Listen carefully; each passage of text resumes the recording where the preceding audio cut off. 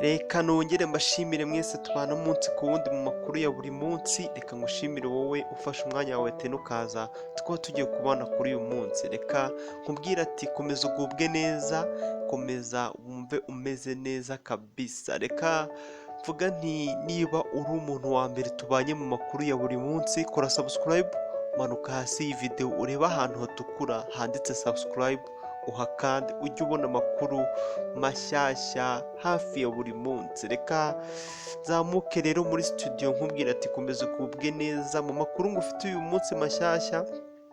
Nuko kuri uyu munsi wa gatanu tariki ya 12 Kamena 2020 nanone i Rusizi ndetse n'abandi bantu bakeya bavuye mu mahanga basanganywe coronavirus, bakaba ari umubare ugera kuri 16. Nanone kandi hakaba havugwa ko Munyakazi Sadate muri Rayon Sport nanone yongeye kuba yatangaza ko bamaze kugura abakinnyi bagera kuri 5 barimo n'uwakiniraga Gicumbi FC. Katugaruke mu kanya turebera amakuru yose uko arimo aravuga mu buryo burambuye, ntimugende.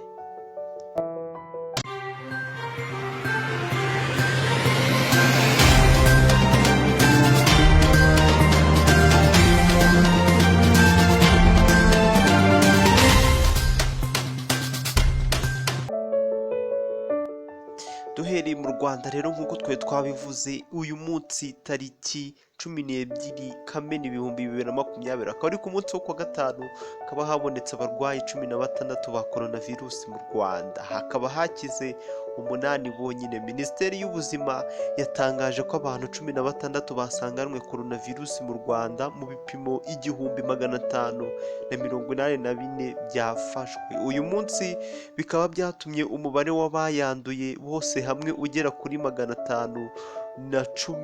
Abamaze gukira bose bakaba ari 321, harimo 8 bakize uyu munsi. Abakirwaye bakaba ari 187, mu gihe hamaze kwitaba Imana cyangwa se gupfa abantu 2 gusa mu gihugu cy'u Rwanda. Aba barwayi bose bakaba bagaragaye i Rusizi ndetse no mu batashye bavuye imahanga. Abo bose bakaba bashyizwe mu kato ndetse n'abo bahuye nabo bose bakaba bari gukurikiranwa. Minisitiri w'ubutegetsi bw'igihugu rero ariwe Shyaka Anastase akaba yatangaje ko umurenge wa Nkombo nawo wongerewe muyo abaturage bagomba kuguma mu ngo zabo mu rwego rwo kwirinda iki cyorezo cya coronavirus.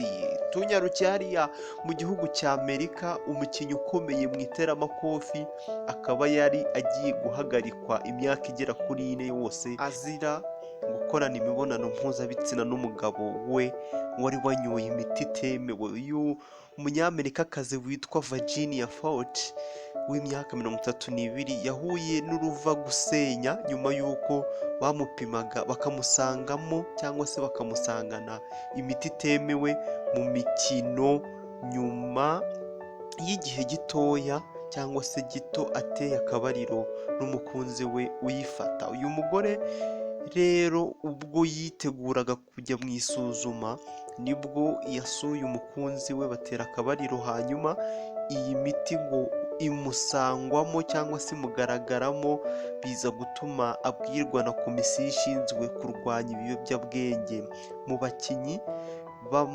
b'Abanyamerika ko agomba guhagarikwa imyaka igera kuri 4 kubera gukoresha ibiyobyabwenge. Uyu mugore rero akaba yarababariwe nyuma y'uko asobanuriye komisiyo ko atayinywa cyangwa se atajyanywa iyo miti, ahubwo yayishyizwemo n'umukunzi we baherutse kuryamana. Hano mu Rwanda mu makuru y'imikino hakaba havugwa ko Munyakazi Sadate yatangaje ko bamaze kugura abakinnyi 5 barimo n'uwakiniraga Gicumbi FC. Ubuyobozi bw'ikipe ya Rayon Sport bwatangaje ko bwamaze kumvikana n'abakinnyi 5 bashya ndetse ngo busigaje kugura abandi 2 kugira ngo abakinnyi 30 bazakoreshwa mu mwaka w'imikino utaha babe buzuye. Kuri uyu wa 5 Munyakazi Sadate yabwiye Radio Rwanda ko Rayon Sport imaze gusinya gusinyisha abakinnyi 5 ndetse ibiganiro n'abandi benshi